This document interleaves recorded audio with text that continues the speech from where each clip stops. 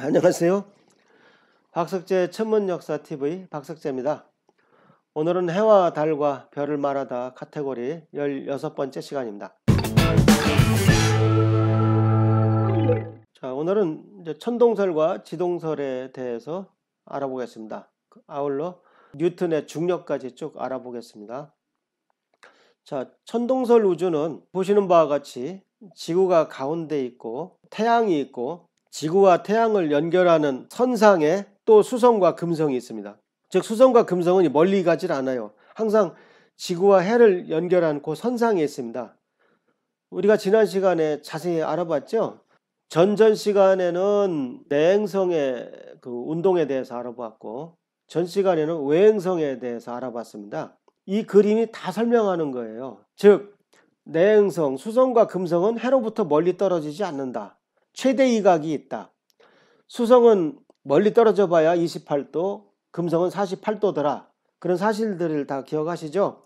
요 그림이 그걸 설명하지 않습니까? 요 그림이 수성과 금성이 해와 지구를 연결한 선상에서 또 작은 원을 그리니까 해의 동편에 가거나 서편에 가거나 그렇게 되는 것이죠. 그래서 내행성의 최대 이각을 다 설명하는 것입니다.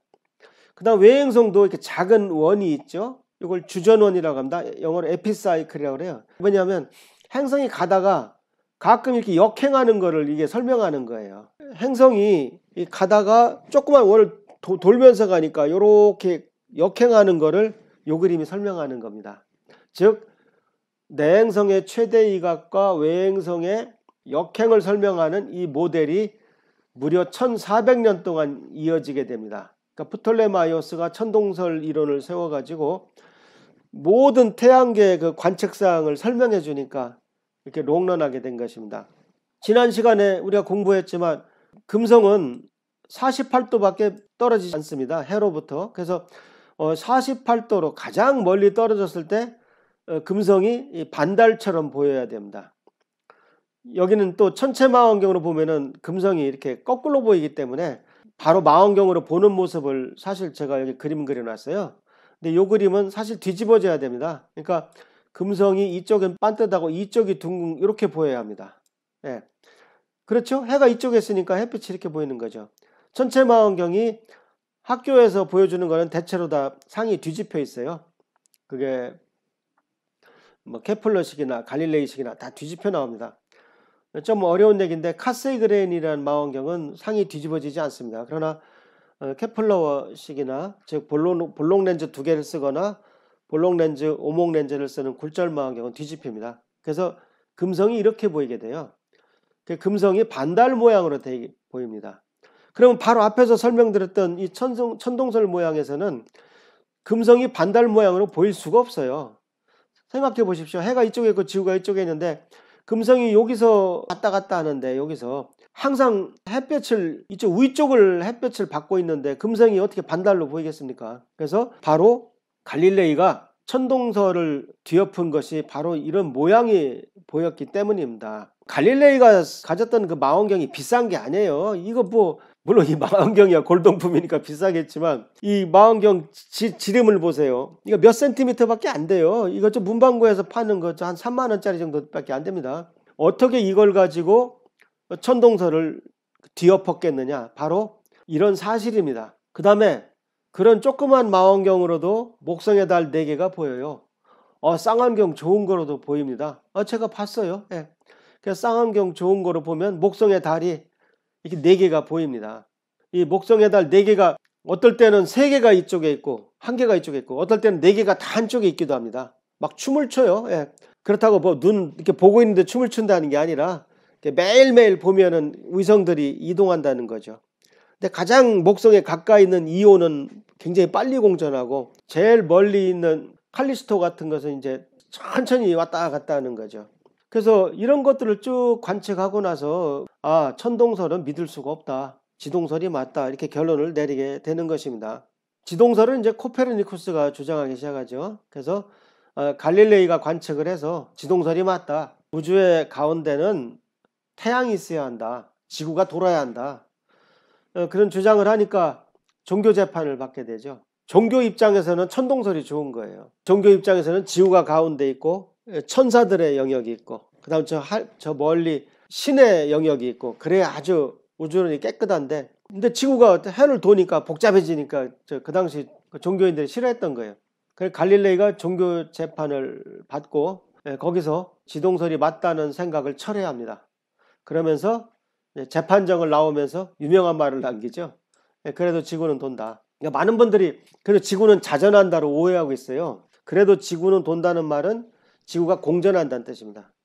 즉 지동설이 맞다는 얘기입니다. 천동설이나 지동설이나 지구는 다 돌아요. 자전합니다. 근데 그래도 지동설이 맞다 이 말은 그래도 지구가 공전한다는 뜻입니다. 이거 오해가 없길 바랍니다. 그 다음에 케플러는 그 행성운동 법칙이라는 것을 꺼냅니다. 이건 아주 획기적인 것입니다. 이것은 현대에도 맞는 것입니다. 그러니까 여러분들이 물리학이나 천문학을 공부하게 되면 가장 먼저 배우는 법칙이 케플러의 행성운동 법칙입니다. 자, 일단 타원궤도의 법칙 이 자체가 대단한 겁니다. 왜? 사람들은 옛날부터 왠지 모르게 해, 달, 별은 다 원운동을 한다고 생각을 했어요. 왜? 원이 완벽해 보이니까, 이쁘니까. 아니 설마 타원운동을 할 줄 누가 알았습니까? 근데 그러니까 이런 걸 갖다가 원의 도그마라 그래요. 원의 도그마. 누가 뭐 꼭 그렇다고 얘기한 것도 아닌데 다들 그렇게 알고 있는 거예요. 예. 근데 그 원의 도그마를 깨트리고 과감하게 타원을 주장한 것 자체가 대단한 겁니다. 그 다음에 이제 면적 속도 일정의 법칙, 조화의 법칙을 주장하게 됩니다. 자, 면적 속도 일정의 법칙이 뭐냐? 지금 행성이 돌고 있어요. 타원 운동을 하게 되면 타원은 초점이 두 개가 있는데 그중 하나에 태양이 오게 됩니다. 행성이 돌다 보면 여기는 해가 가까우니까 중력이 강하겠죠. 그러니까 중력이 강하니까 여기는 행성이 빨리 지나가게 돼요. 안 떨어지려고. 중력이 더 강하니까. 여기는 좀 중력이 약하니까 느긋하게 천천히 가도 된단 말입니다. 학교 책에는 이렇게 장면밖에 나오지 않지만 사실은 이걸 동영상으로 봐야 합니다. 즉 여기는 행성이 빨리 가는 거죠. 빨리 갔다가 천천히 갔다가 빨리 갔다가 천천히 갔다가 휙 갔다가 천천히 갔다 이렇게 보여줘야 됩니다. 이렇게 빨리 가고 천천히 가고. 그래서 여기서 1번에서 2번까지 가는데 뭐 예를 들어서 한 달이 걸렸다. 예를 들어서 3에서 4까지 가는데도 한 달이 걸릴 거 아닙니까? 왜냐하면 여기는 빨리 가니까 여기서까지 한 달 걸렸고 여긴 천천히 가니까 여기서부터까지 한 달 걸리는 거죠. 그러니까 면적 속도라는 게 뭡니까?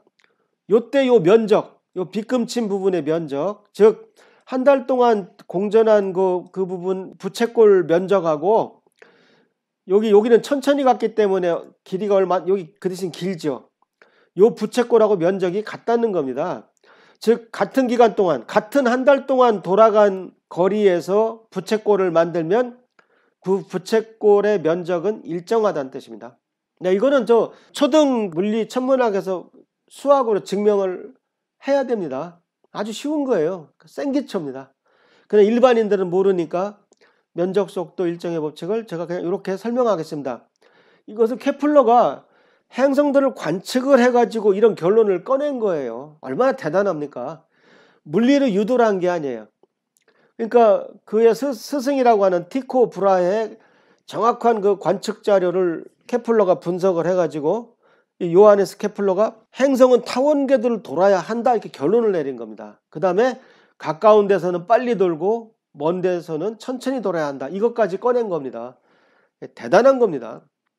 나중에 이걸 보고 뉴턴의 만유인력 이론을 꺼내요. 이걸 보고 이제 그다음부터 비로소 수학으로 두 개의 질량이 있으면 이 사이에 작용하는 만유인력이 두 개 질량의 곱에 비례하고 거리 제곱에 반비례한다라는 결론을 얻게 됩니다. 이게 먼저예요. 보통 학교 교과 과정에서는 뉴턴 법칙을 가르치고 그다음 케플러 법칙을 증명하게 합니다. 보통.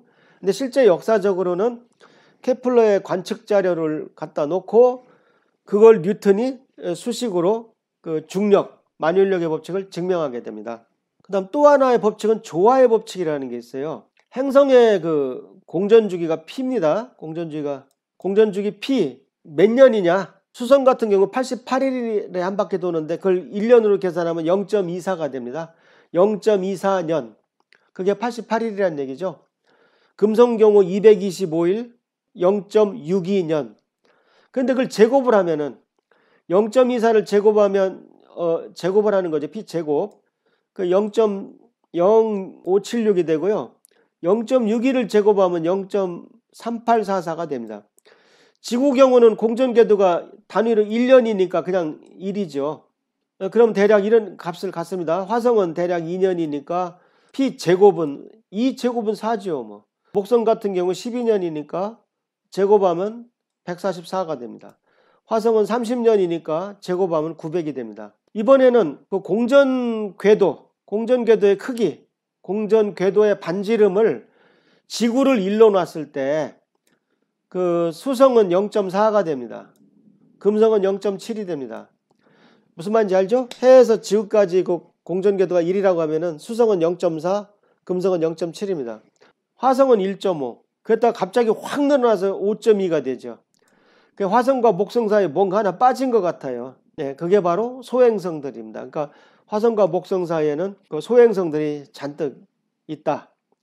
이런 식으로, 근데 그걸 세제곱하게 되면, 3번 곱하게 되면 0.4는 0.064가 되고, 뭐 이렇게 됩니다. 그래서 P제곱을 A3승으로 나누면 0.0576을 0.064를 나누면 0.9가 되죠.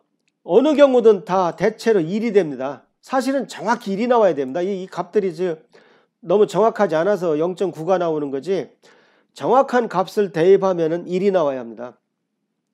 금성 경우도 1.12, 그 다음 화성 경우도 뭐 1.18 뭐 이렇게 나오는데 사실 다 뭐다? 1입니다. 1. 이게 조화의 법칙입니다. 야, 이거 참 조화롭지 않냐? 공전 주기를 제곱을 하고 그거를 공전 반지름을 세제곱한 걸 나누면 1이 된다. 다른 말로는 두 개 값이 똑같아진다. P제곱과 A3승은 같아진다. 신기하지 않냐? 그게 조화의 법칙입니다. 앞에서 말씀드린 것처럼 뉴턴이 이 조화의 법칙과 면적속도 일정의 법칙을 가지고 그 만유인력을 유도하게 됩니다. 그래서 뉴턴이 이제 만유인력을 유도하게 되는데, 뉴턴의 그 만유인력의 그 통찰력은 사과가 나무에서 떨어지는 이유나 달이 지구를 공전하는 이유가 같다는 통찰력, 이겁니다. 얼마나 무섭습니까? 우리는 전혀 별개로 생각하기 쉽지요. 사과가 여기서 뭐 떨어졌다, 달이 지구를 돈다. 그래서 만유라고 하는 겁니다. 모든 것에 통하는 인력, 끄는 힘, 그것이 다 중력인 거죠. 근데 이제 뉴턴은 무한한 우주를 주장하는 운명에 처합니다. 왜 그럴까요? 뉴턴은 은하라는 걸 몰랐어요. 그 당시에는 이제 우주에 그냥 별들이 많이 흩어진 줄 알았죠. 근데 별들이 이렇게 있으면은 다 자기 주장대로 만유인력으로 서로 잡아당긴단 말입니다.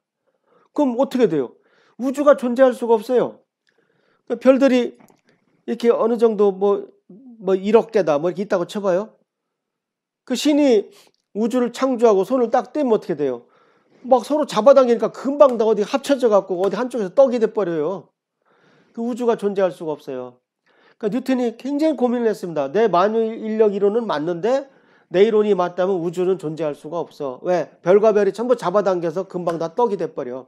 이걸 벗어나는 방법은 옳지, 우주가 무한하다고 우기해야 되겠다. 왜? 우주가 무한하게 되면요, 어떤 별의 입장에서 볼 때 사방팔방으로 잡아당긴 힘 크기가 다 똑같아요. 별이 무한하니까. 한 여자를 가운데 놓고 두 남자가 양쪽에서 잡아당기면 여자가 팔이 아프긴 하지만 움직이진 않죠. 힘의 평형을 이루면 그냥 그 자리 가만히 있는 거죠. 마찬가지로 모든 별이 그냥 평화롭게 가만히 있는 경우는 무한한 우주밖에 없어요. 그래서 뉴턴이 우주는 무한하다고 우기게 됩니다. 그런데 이것이 나중에 아인슈타인한테까지 영향을 미치게 됩니다. 그 흥미로운 얘기는 아마 가을이 돼서나 가능할 것 같아요. 거대한 우주를 향해서 부지런히 전진하도록 하겠습니다. 오늘은 여기서 마치겠습니다. 많은 구독 부탁드립니다.